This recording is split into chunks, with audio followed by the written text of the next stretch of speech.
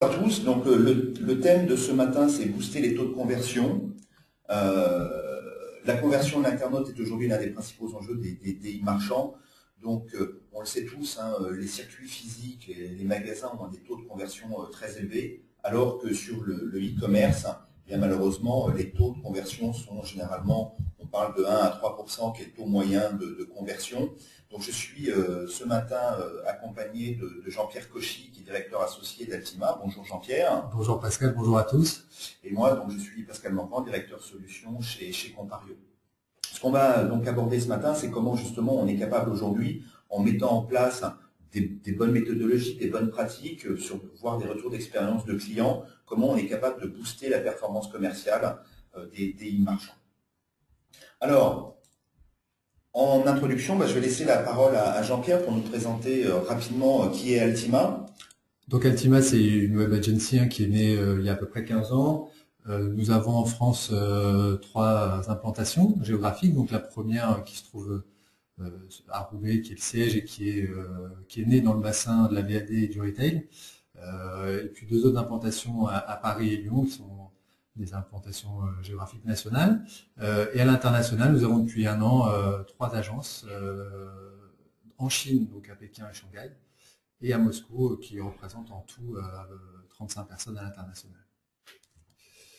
Altima, c'est une web agency comme je l'ai dit, mais en réalité, nous sommes très vite spécialisés dans le e-commerce. Nous n'adressons aujourd'hui plus que des comptes qui font du e-commerce, ce qui nous permet en fait aujourd'hui d'adresser des gens qui sont soit des acteurs typiquement pure player.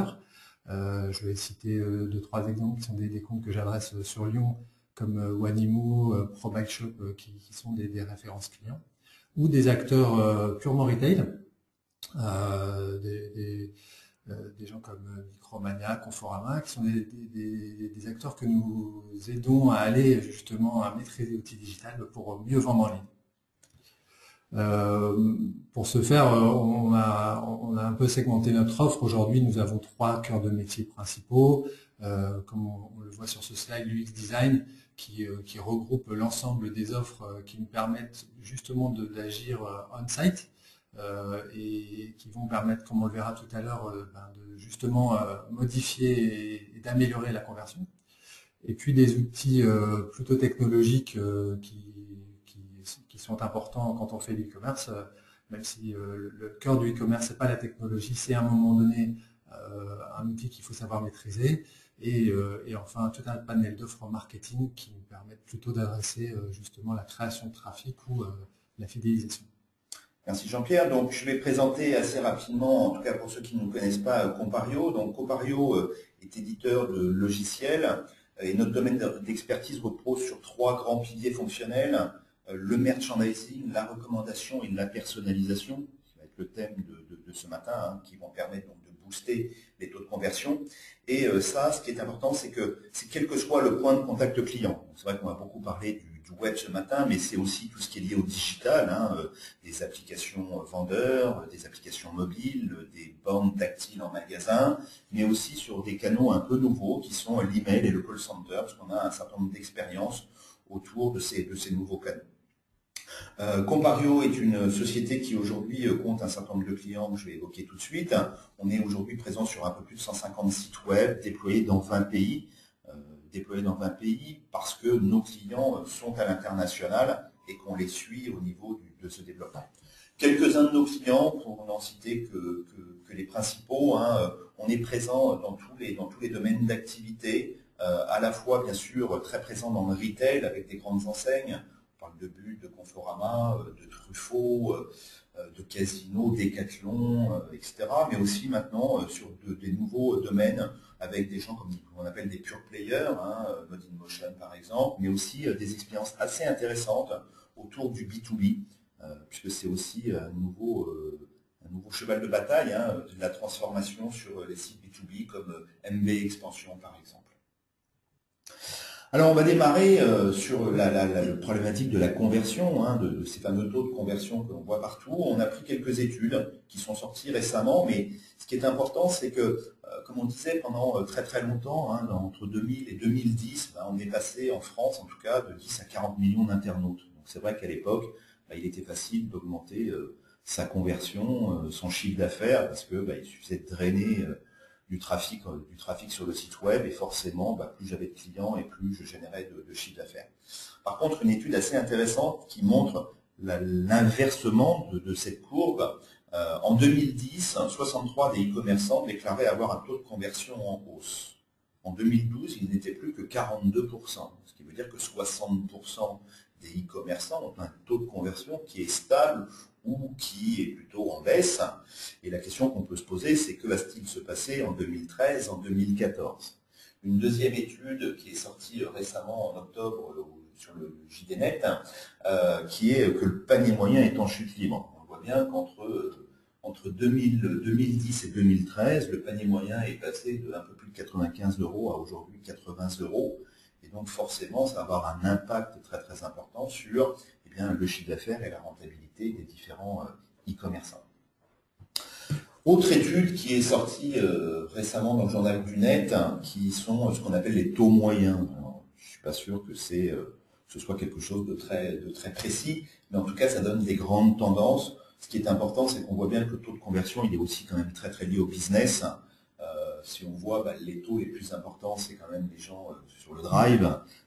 C'est un peu logique, hein, les gens viennent sur le drive pour préparer leurs courses, et taux de conversion très très fort, comparé à ce qu'on va appeler le voyage, comme on voit, qui est aujourd'hui le secteur le moins performant, en tout cas en termes de taux de conversion.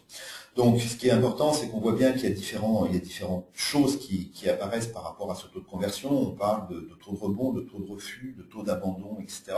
Et des choses qu'on abordera tout de suite après. Effectivement, je pense que cette étude, elle a au moins le mérite pour les commerçants de se créer des repères, puisque on voit qu'on n'a pas atteint la maturité dans l'ensemble des marchés. Et c'est toujours difficile pour un e-commerçant de savoir si le taux de conversion qu'il a atteint est correct par rapport à son marché, ou si effectivement il est en retard. Le deuxième point qui est pas évoqué dans cette étude, mais que je trouve assez intéressant, c'est que on oublie souvent de dire que la conversion est aussi liée à la stratégie e-commerce. Pourquoi on dit ça? Parce que, en tout cas, on le voit chez certains clients Compario, ils ont vraiment une stratégie. On parle beaucoup de web to shop, de shop to web, etc. Et bien forcément, dès que vous avez cette stratégie qui est de ramener le client vers le magasin, forcément le taux de conversion va être moins important. Mais c'est vrai que la conversion, elle doit être globale entre ce qui est généré sur le chiffre d'affaires qui est généré sur le site web, mais aussi tout ce qui est lié à la notion de magasin, tous les achats qui vont être faits en magasin. Donc, c'est des choses qu'il faut ne pas oublier, parce que ces stratégies sont importantes aujourd'hui, de bien mixer ces différentes approches pour pouvoir optimiser la conversion et la rentabilité de l'entreprise. Effectivement, si on est un acteur qui a vocation à être cross-canal, il faut, lorsqu'on étudie soit une refonte, soit une mise à jour de son site internet, savoir exactement ce qu'on veut mesurer. Si on se limite à un taux de conversion qui est lié simplement au nombre de commandes divisé par le nombre de visiteurs, on risque d'avoir des taux de conversion qui sont assez déceptifs, surtout si on a mis en parallèle l'acte e-commerce sur le même plan que l'acte click and collect.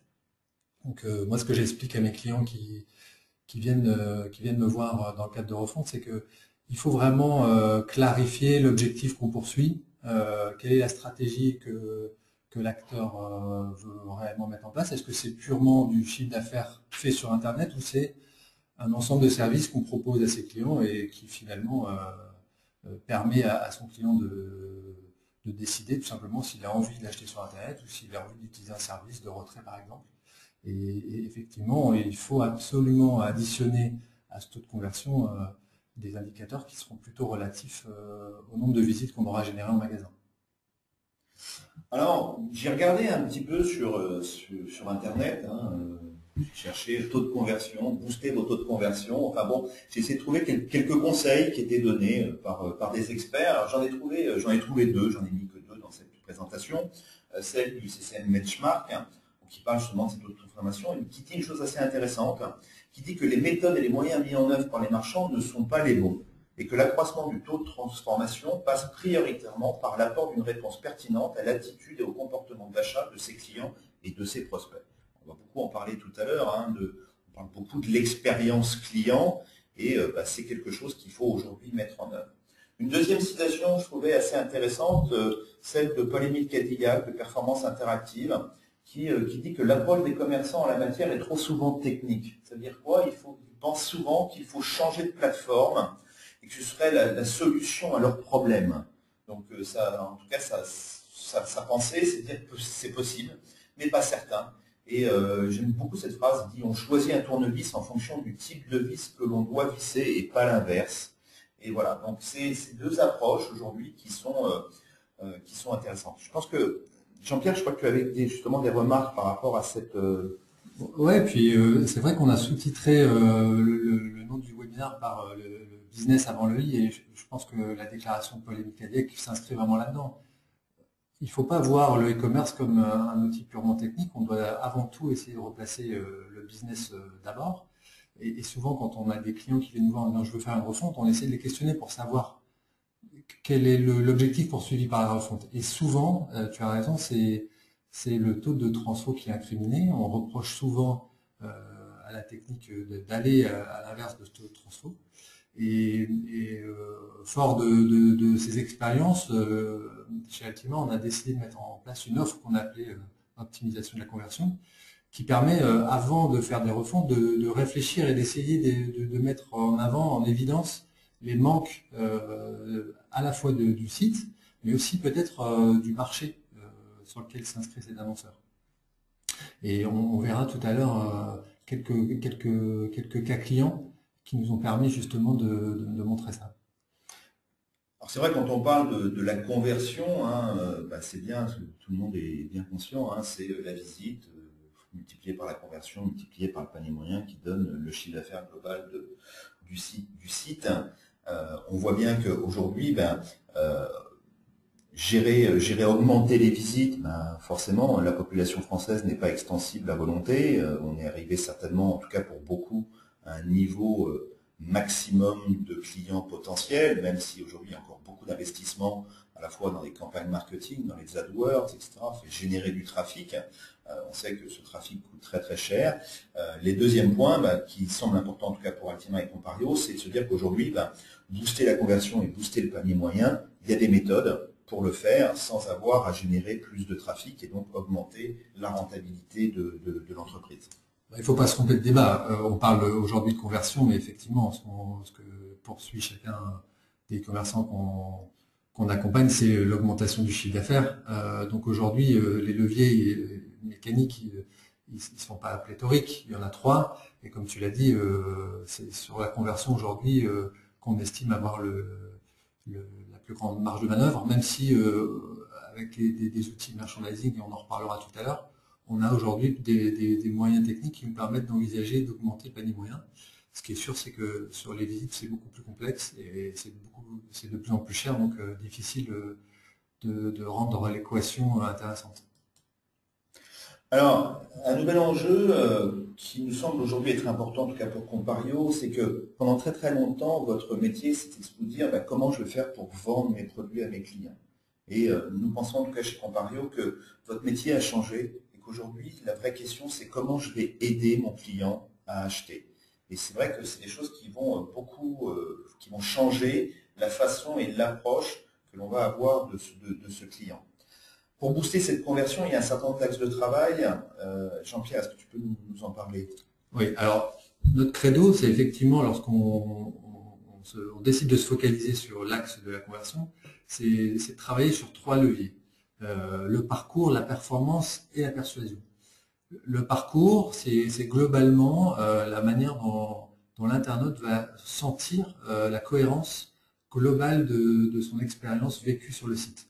Donc, on voit qu'on a sous-titré ça par ergonomie, navigation, usabilité, site search, mais globalement, c'est vraiment l'expérience que va vivre notre client sur le site, et il faut que cette expérience elle soit de bout en bout cohérente et simple surtout. La performance, là on va toucher des aspects un peu plus techniques pour que le site se charge de manière rapide et surtout sans bug, ça va de soi, mais c'est de plus en plus difficile parce qu'on commence aujourd'hui à toucher des outils qui sont complexes, comme les tablettes, les téléphones, avec des standards qui n'existent pas. On a aussi des problématiques qui sont liées au navigateur. Donc, c'est un ensemble, on va dire, une checklist qu'il faut vérifier et s'assurer que sur l'ensemble des outils que vos internautes peuvent adresser, on ait un site sans bug. Et enfin, la persuasion, parce que le e-commerce n'est pas encore naturel pour l'ensemble des internautes. Il reste encore des freins à l'achat et il faut rassurer les clients. Et là-dessus, on verra tout à l'heure sur des exemples que ça passe par des éléments presque assez simples qui sont souvent présents mais mal mis en valeur. Et donc, on verra comment faire pour réassurer nos internautes.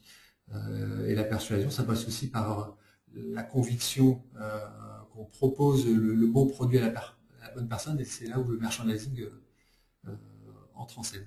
C'est vrai que ce point du merchandising, globalement, c'est quand on dit booster la conversion, c'est de mettre en œuvre de vraies mécaniques qui vont permettre de gérer un merchandising efficace, mais surtout ce que je vais appeler un merchandising dynamique. Ça veut dire quoi? Ça veut dire qu'aujourd'hui, beaucoup de gens font du merchandising. Le merchandising, ce n'est à la rigueur que de dire que dans un fichier produit, je mets des 1 et des 0 pour pouvoir positionner mes produits en haut de page ou en bas de page. Tout le monde sait bien que le haut de la page est vu par beaucoup de gens, le bas de la page par moins, la page 2 encore moins, la page 3 encore moins, etc. Donc l'art de positionner ces produits à l'intérieur de ces différents, on va dire, page listings, c'est une chose importante.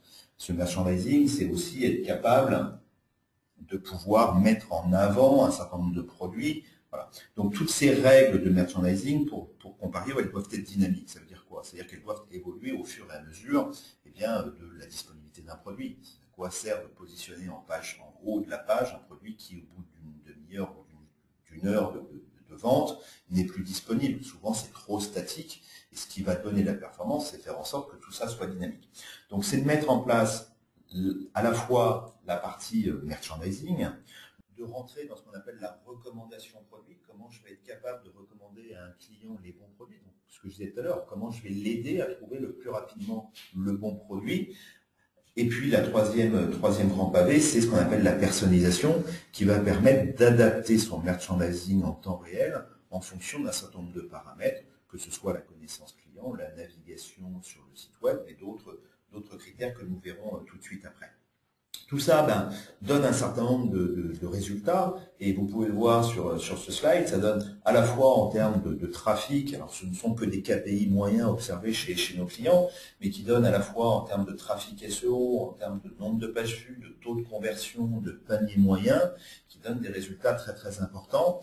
Mais dernier point important, c'est la productivité des équipes métiers, parce qu'aujourd'hui, si on veut faire des choses performantes, il faut que ce soit simple à gérer, et il faut que les équipes métiers puissent le gérer de façon très très simple et dynamique, sans rentrer des choses très complexes.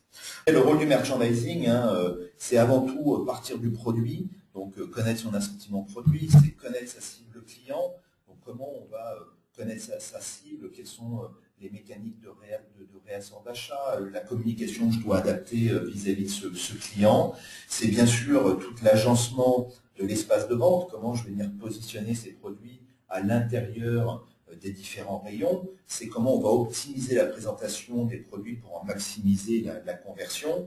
Mais dernière étape, c'est bien sûr quand on rentre dans cette logique de merchandising, c'est comment on va tester et mesurer la rentabilité des actions de merchandising pour adapter en permanence les règles de merchandising du site pour bien sûr doper la conversion.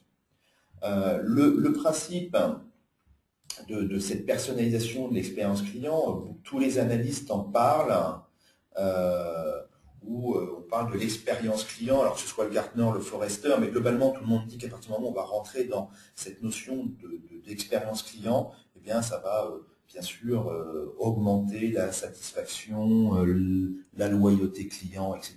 Et donc forcément ont des impacts significatifs sur le chiffre d'affaires. La définition de l'expérience client, c'est, j'ai regardé pareil, ça désigne quoi? Ça désigne l'ensemble des perceptions, des émotions et des sentiments ressentis par un client avant, pendant et après l'achat d'un produit ou d'un service. Mais ce qui nous semble le plus important, c'est que pour pouvoir gérer efficacement cette expérience client, il faut ce qu'on appelle une relation fluide et satisfaisante de tous les points de contact pour le client, pour lui simplifier la vie et lui éviter la complexité. Globalement, il faut bien penser que l'interconnexion des canaux, on a eu trop tendance à dire, tiens, j'ai mon site web, je développe une application mobile qui n'a pas forcément de lien avec mon site web. Je mets des bornes en magasin de la même façon. Voilà. Tous ces canaux, tous ces points de contact doivent être gérés de façon, je dirais, fluide les uns par rapport aux autres. Le deuxième point le plus important, c'est avoir le sentiment d'être reconnu, considéré, compris et mieux servi que partout ailleurs. Donc là, on est bien dans ce qu'on va appeler la personnalisation. Comment je vais adapter mes règles de merchandising en fonction bien du client, parce que chaque client peut être différent, et je vais avoir une stratégie de merchandising, de ranking produit, de mise en avant des produits qui peuvent être différentes d'un client à l'autre. Et puis, troisième point, et Jean-Pierre l'a évoqué à un moment, c'est d'assurer la cohérence de la communication, quel que soit le canal. Aujourd'hui, il y a des choses qui peuvent être faites quand on communique avec son client sur le web, sur des campagnes marketing, d'emailing, sur d'autres types de supports. Eh bien, c'est pas toujours forcément cohérent. Je donne souvent cet exemple. Je vais pousser dans une campagne d'emailing un certain nombre de produits que je considère être des bons produits pour mon client. Puis, quand le client arrive sur le site web, il ne les retrouve pas facilement. Nulle part, on lui met en évidence les produits qu'on avait sélectionnés pour lui dans une campagne d'emailing. Et ça, pour moi, c'est important, c'est d'assurer cette cohérence, quel que soit le canal. Je vais aller assez vite sur cette partie-là, mais le merchandising personnalisé, c'est avant tout de se dire, je vais baser mon merchandising sur de la connaissance client. Ça veut dire quoi? Ça veut dire qu'à partir du moment où je connais mon client, comme le ferait un vendeur dans une boutique, il est capable de dire, tiens, ce client, il aime telle marque, il a tel style vestimentaire, il achète des produits plutôt chers ou des produits plutôt pas chers, etc. Donc c'est de se dire, je vais ranker mes produits, je vais mettre en avant mes produits dans une page, dans une vitrine, de façon totalement personnalisée, en m'appuyant sur la connaissance client. Basé sur la navigation, c'est un deuxième point important, c'est le client dit souvent beaucoup de choses quand il navigue sur un canal. Le fait de visualiser des fiches produits, peut-être que je vais arriver à détecter une appétence par rapport, toujours pareil, à une marque, à une couleur, un style vestimentaire, une tranche de prix. Et donc, c'est de se dire, je vais adapter ma stratégie de ranking et de mise en avant en fonction de tout ça. Basé sur la navigation, c'est aussi de dire, on voit trop souvent sur des sites web, j'ai une mise en avant, voilà, le meilleur appareil, je vais chercher un appareil photo, on met en avant les meilleures ventes, les tops ceci, les tops cela. C'est tout ce que derrière le mot top, le commerçant a bien voulu mettre les produits qu'il avait envie d'y mettre. Et ce qui est important, c'est que je pousse sur une page listing 3 produits que je mets en avant. Le client ne réagit pas vis-à-vis de ces 3 produits. Il revient quelques minutes plus tard, on continue à lui parler de ces 3 produits. Maintenant, la logique voudrait qu'on change la stratégie de ranking, la mise en avant, parce que je lui ai soumis des produits, je lui ai soumis des offres, il n'a pas été réactif, je dois changer ma stratégie. Donc voilà, ça c'est basé sur la navigation, basé sur le panier, le fait de positionner un produit dans un panier. Aujourd'hui, on l'a tous vu sur des sites web, au moment où je mets un produit dans le panier, c'est à ce moment-là qu'on vous propose souvent des produits complémentaires, des options, etc.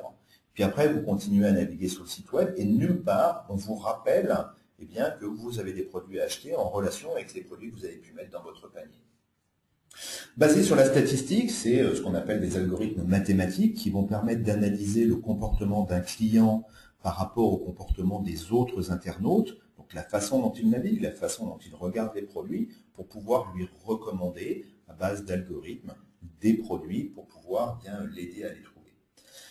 Basé sur l'origine, ça c'est pareil, souvent quand je viens sur un site web, je suis venu par rapport à un moteur de recherche, je recherchais un appareil photo pas cher, je recherchais des jeans diesel bleus. Voilà, donc si vous avez bien fait votre travail de SEO, il y a des produits qui vont apparaître sous Google, je suis arrivé sur la fiche produit. Par contre, vous avez complètement oublié de m'animer, parce que je vous ai dit des choses en venant chez vous, en disant je voulais des appareils photo pas chers, ou je voulais du jean diesel bleu.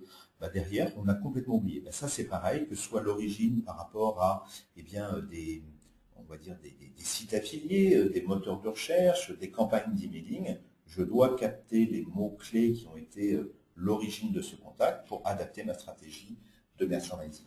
Dernière chose, c'est bien sûr de rentrer dans les phases de ce qu'on appelle d'A/B testing, où je vais tester les approches pour pouvoir visualiser et regarder celles qui sont les plus pertinentes et les plus performantes pour adapter en permanence mon ranking. Je vais vous montrer maintenant quelques exemples de personnalisation. J'ai pris un de nos clients qui est le groupe Tout par Gel. Pour donner un exemple, voilà, ils ont des sites affiliés. Ils ont un site affilié qui est un laboratoire de recherche et d'innovation en nutrition, qui s'appelle le laboratoire Cote, qui propose globalement des produits de régime. Si vous allez sur ce site et puis que vous utilisez le lien d'affiliation, quand vous allez arriver sur le site de Tout par Gel, de quoi on vous parle? Très naturellement, on va vous parler des produits Cote et des promotions sur ces produits. Je suis venu parce que j'avais un intérêt, je suis venu par un chemin. Pour maximiser l'exposition de mes produits, je vais lui parler de ses intérêts. Ça, c'est un exemple de choses. Deuxième exemple qu'ils font, c'est la différence entre un client et un prospect. On est capable aujourd'hui d'identifier un primo-visiteur. C'est de dire, je ne l'anime pas de la même façon. Un client, je vais lui proposer un produit acheté, le deuxième à moitié prix. Un primo-visiteur, je vais lui afficher 10% offert dès 60 € d'achat. Donc, je vais avoir des communications différentes, y compris à travers l'origine du client ou le type de client. Autre exemple de personnalisation, qui me semble aujourd'hui important, Tout par Gel, pour donner un ordre d'idée de volume, c'est un peu plus de 200 pages de navigation. Ce qu'on appelle les familles de produits qu'ils vendent. Et puis, ça représente aujourd'hui à peu près 7000 produits, d'accord? Et ce que fait Tout par Gel, c'est quoi? C'est de se dire, voilà, quand j'arrive sur la home page, j'ai envie de pousser les promotions des 3 familles les plus visitées. Super pertinent. Je viens chez eux, j'achète toujours des plats cuisinés ou des légumes et des fruits. Forcément, l'animation que je veux en faire va tenir compte des familles visitées, des familles les plus achetées. Ça veut dire quoi? C'est-à-dire que pour pouvoir pousser 3 produits sur la home page, là, comme on pourrait le voir, d'accord, c'est la combinaison des 200 familles, fois 200 familles, soit 200 familles, soit à peu près 8 millions de combinaisons. Alors qu'avec une solution évoluée, en tout cas comme celle de Compario, il suffit de dire en une seule règle, je vais aller pousser les promotions dans les familles de produits dans les 3 familles les plus visitées par l'internaute. Et forcément, je vais adapter tout ça. Cette règle, elle est intéressante parce qu'elle permet d'être utilisée à la fois sur le web, mais aussi sur d'autres canaux, comme par exemple l'email, où j'ai envie de faire des newsletters en poussant des produits complètement personnalisés par rapport au client. Alors, là, on a parlé beaucoup du merchandising et de la personnalisation du merchandising. Il y a un autre grand thème, on parle beaucoup de l'UX design. Alors, Jean-Pierre, est-ce que tu peux nous en parler? Alors, l'UX design, c'est tout simplement la manière dont l'internaute en fait va interagir avec le site. Souvent, on résume au design pur et dur, mais en fait, ça recouvre 3 notions. Donc, le design, l'ergonomie, et donc la manière dont on s'adresse au client et donc la manière dont l'internaute est capable de comprendre l'offre qu'on lui propose. Est-ce que mes produits sont bien rangés? Est-ce que je trouve facilement le produit que je veux? Est-ce que j'ai indiqué, est-ce que j'ai permis à mon utilisateur de retrouver les produits via le bon vocabulaire? Je prends un exemple tout bête que j'ai connu il n'y a pas longtemps. Si je vends des tables de ping-pong, mais que j'ai que le mot tennis de table sur mon site et que je suis incapable de permettre à mon internaute de retrouver mes produits via le mot ping-pong, je peux à un moment donné perdre des conversions qui auraient été naturelles si mon client avait trouvé mes produits. Donc il y a tout un ensemble d'éléments sur lesquels on est capable d'agir sur le site grâce à l'UX, l'expérience utilisateur, et qui vont permettre d'améliorer la conversion. Donc, juste après, je vais vous proposer 3 expériences clients que nous avons réalisées. Alors, la première, c'est le cas de Salomon, donc, qui est un client qui nous a demandé de retravailler son site récemment. Donc on a travaillé sur le mode test AB, mais au lieu de travailler coin par coin sur le site, on a travaillé l'ensemble du site et on a proposé un site A complet contre un site B complet. Donc le site A, c'est celui que vous trouvez à gauche, et le site B, c'est celui qui a été réalisé. Et comme vous pouvez le percevoir, la majorité des changements ne sont pas faits au travers du contenu, mais simplement au travers de la manière dont on va présenter les éléments et au travers dont on va essayer de faire passer l'ADN de la marque auprès des internautes. Et donc, comme je dis, et comme tu le disais aussi Pascal tout à l'heure, quelle émotion on va réussir à faire passer auprès de l'internaute qui est vraisemblablement quelqu'un qui aime la marque Salomon, qui vient sans doute découvrir les sports qu'adresse Salomon, qui sont le trail, le ski nordique, etc. Et donc on a essayé au travers de l'UX de simplement essayer de retranscrire cette émotion que l'internaute essayait de vivre. Alors en termes de résultats, qu'est-ce que ça a donné? Donc on a réussi à obtenir des taux de transfo très très intéressants. Et comme vous pouvez le constater, c'est aussi un cas emblématique sur ce point, des résultats qui ont été complètement différents en fonction de la provenance des internautes. Donc on voit qu'en France, on a réussi à augmenter la valeur du visiteur, qui est la combinaison du panier moyen plus la conversion de quasiment 40%. Ce qui est un résultat assez exceptionnel en France. Par contre, on s'aperçoit qu'en Allemagne, on a atteint des résultats un peu plus modestes, mais en tout cas positifs, de près de 16%, et en Espagne de 30%. Et c'est là où on s'aperçoit que la démarche pourrait être beaucoup plus fine. Donc là, on a travaillé sur l'ensemble des leviers et l'ensemble des sources de trafic, et on s'aperçoit qu'il y aurait sans doute des réponses à apporter en fonction de la provenance de l'internaute, et de se dire qu'en Allemagne, les modifications du X qui ont été apportées n'ont pas forcément convaincu l'ensemble des internautes, et qu'on pourrait sans doute décliner un site à l'intention des Allemands qui serait légèrement différent de celui des Français. En tout cas, on pourrait avoir cette stratégie un peu d'entonnoir qui permettrait de manière itérative d'améliorer la conversion.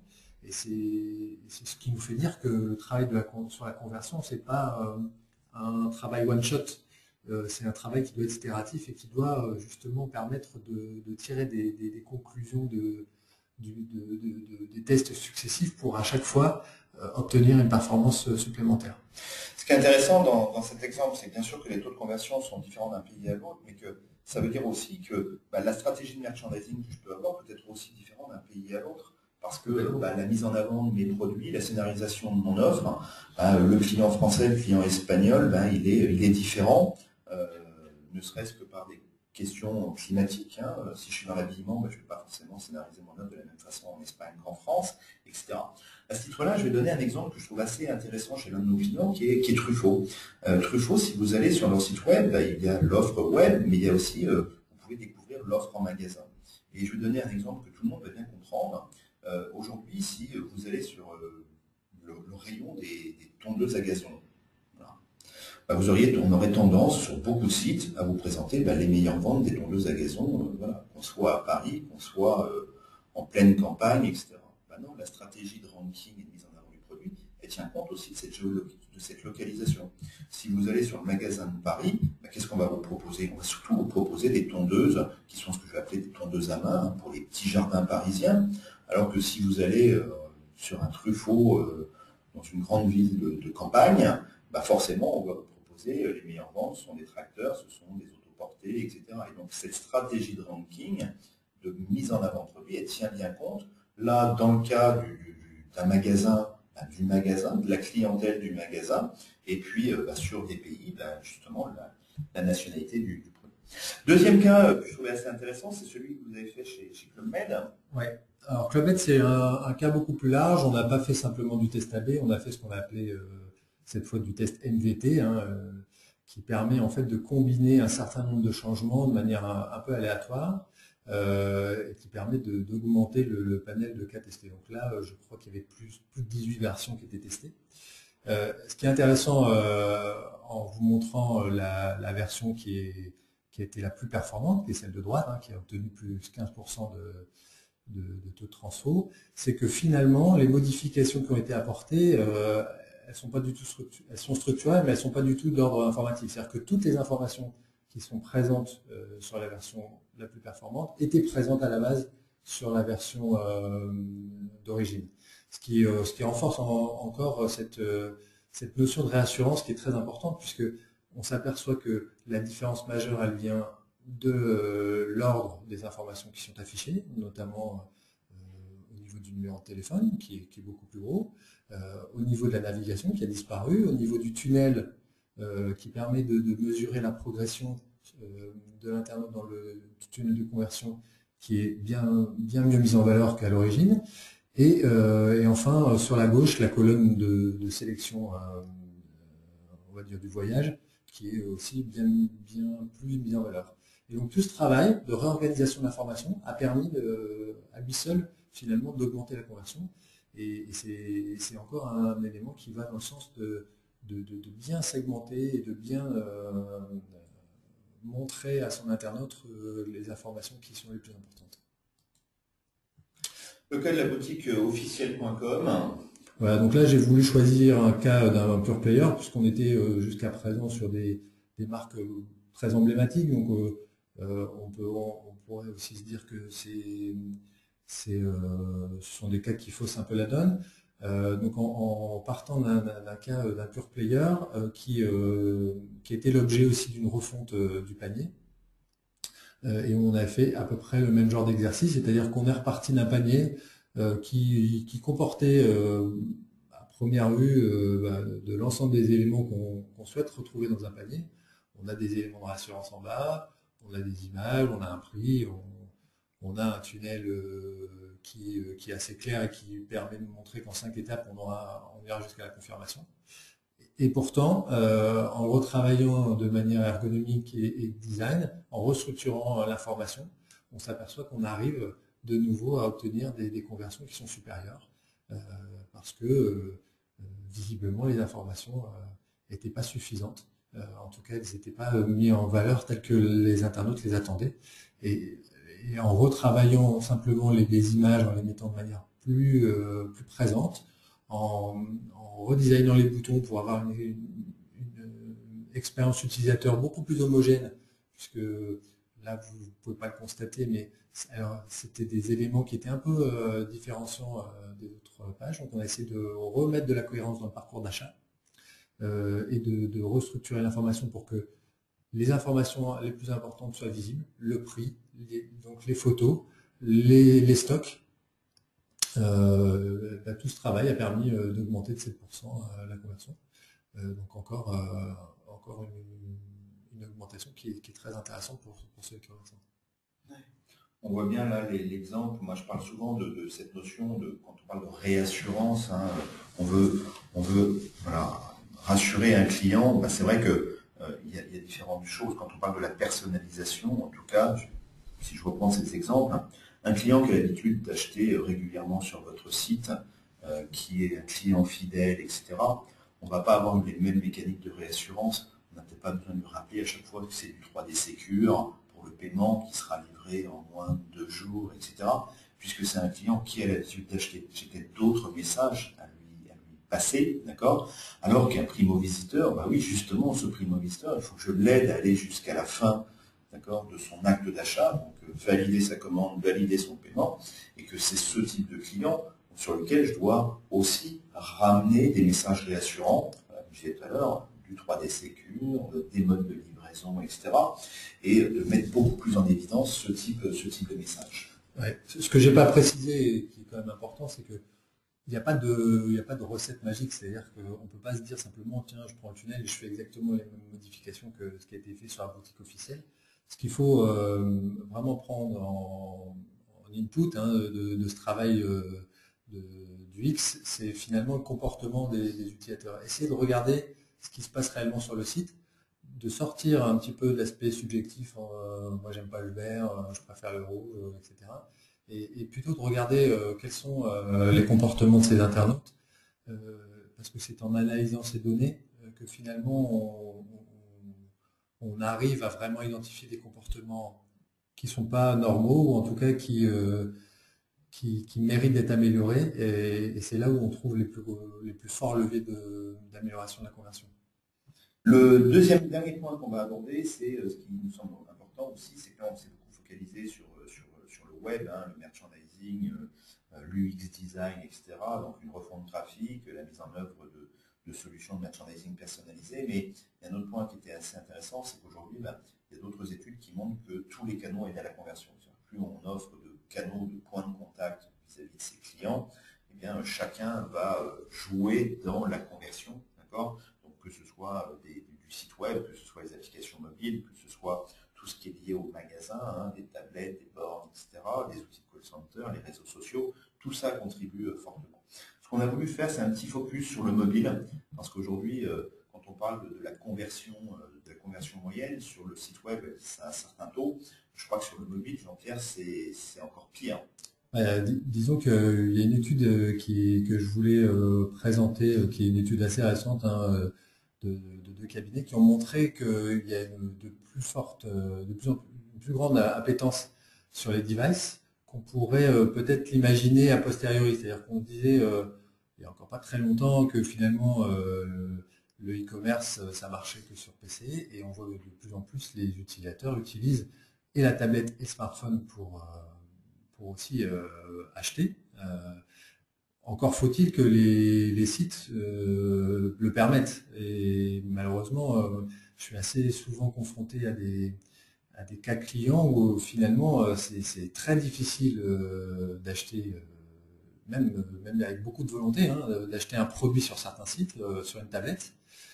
Bon, sur le smartphone, j'en parle même pas, mais aujourd'hui, on peut plus se passer d'avoir un site qui soit au moins compatible, je dis même pas optimisé, mais au moins compatible avec ces devices, parce que ça devient des outils incontournables. Et si si vos sites ne sont pas compatibles avec l'ensemble des outils qui sont mis à disposition des internautes, vous laissez de la place pour vos concurrents, et en tout cas, vous perdez les conversions. Donc il faut absolument avoir une réflexion autour de ça, et savoir vérifier que finalement vous n'avez pas aujourd'hui des internautes qui ont privilégié d'autres outils que les simples PC. On le voit, les taux de transfo aujourd'hui ne sont pas exceptionnels sur smartphone. Par contre, cette étude montre que les taux de transfo sur tablette sont à peu près aujourd'hui équivalents aux taux de transfo traditionnels. Alors, c'est une étude qui est sortie en septembre 2013. Moi, je vous avoue que c'est pas forcément des chiffres que je constate sur l'ensemble des clients que je suis. Sur les tablettes, on a encore des grandes dispersions. Et globalement, sur l'iPad, on a je constate des taux de transfo beaucoup plus importants que sur les supports Android, mais c'est peut-être aussi lié, comme on le disait tout à l'heure, au fait que les sites n'ont pas tous été travaillés pour que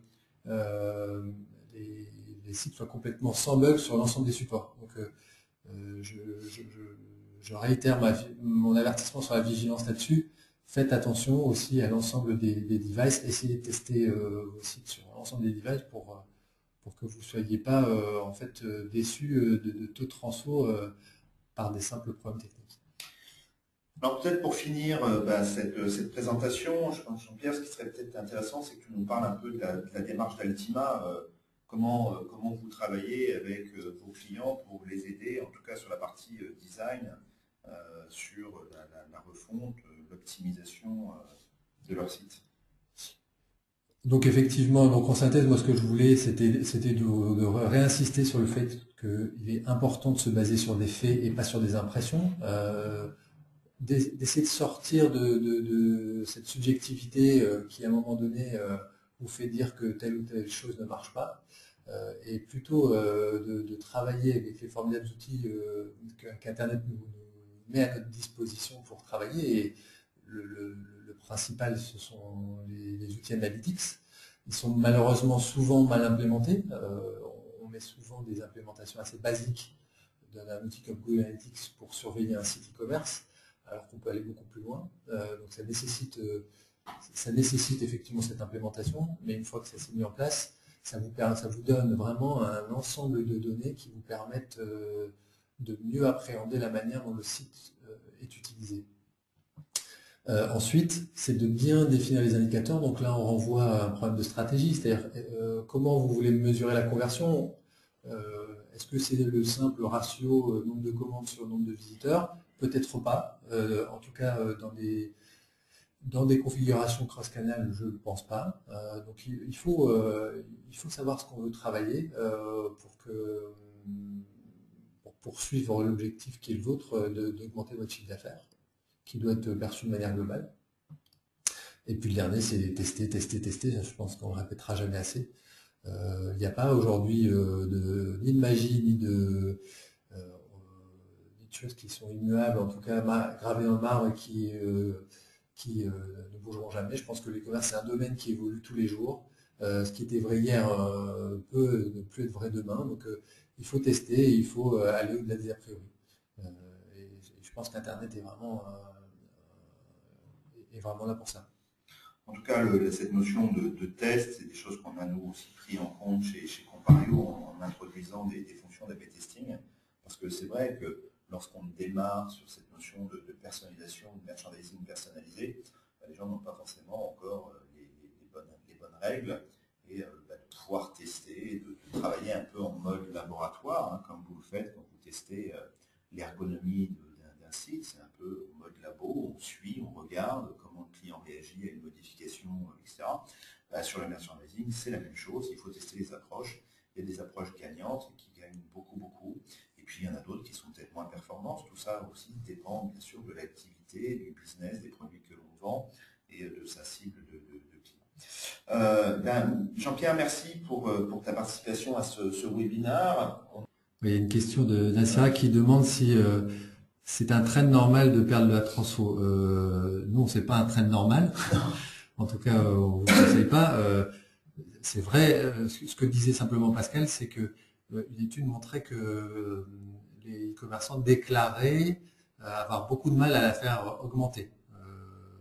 Et c'est vrai que on constate souvent qu'on est dans des commerces classiques en escalier, c'est-à-dire qu'on atteint à un moment donné une sorte d'effet seuil et on a du mal à passer la marche suivante. On constate quand même assez rarement l'effet inverse, mais bon. Ouais, et donc Nassira disait par trend normal, elle entendait par rapport aux chiffres marchés. Les chiffres marchés montrent de manière générale que les paniers moyens sont plutôt en chute sur Internet. Ça, c'est une évidence. Donc, si on reste sur cette équation du chiffre d'affaires égale le nombre de visiteurs multiplié par la conversion multiplié par le panier moyen, pour avoir un chiffre d'affaires constant, effectivement, il faut augmenter sa conversion. Sinon, le chiffre d'affaires sera effectivement plutôt en baisse. Nassira qui demande si c'est très complexe à mettre en œuvre. Alors sur la partie UX, pour vous donner un exemple, le scénario qu'on a mis en œuvre chez la boutique officielle, ça a été mis en œuvre en 3 semaines. Donc c'est assez rapide parce que en fait on ne travaille que côté client, c'est-à-dire qu'on intervient sur le navigateur plutôt que sur le côté serveur, c'est-à-dire les développements, ce qui permet d'aller beaucoup plus vite et de justement mettre en œuvre des tests qui échouent ou qui réussissent le plus vite possible. Donc en 3 semaines, on est capable d'analyser globalement les effets de levier, de proposer des modifications de UX et de les mettre en œuvre et d'avoir le résultat. Alors j'ai un témoignage client qui est intéressant, je vais quand même le dire, merci Julien, qui nous dit un bon match vous a permis de gagner 14%. Bah, bravo. De panier moyen. De panier moyen. Bravo Julien et bravo Compario. Écoutez, merci à tous. Je vous dis à très bientôt pour un prochain webinaire. À bientôt. Merci. Bonne journée à tous. Au revoir.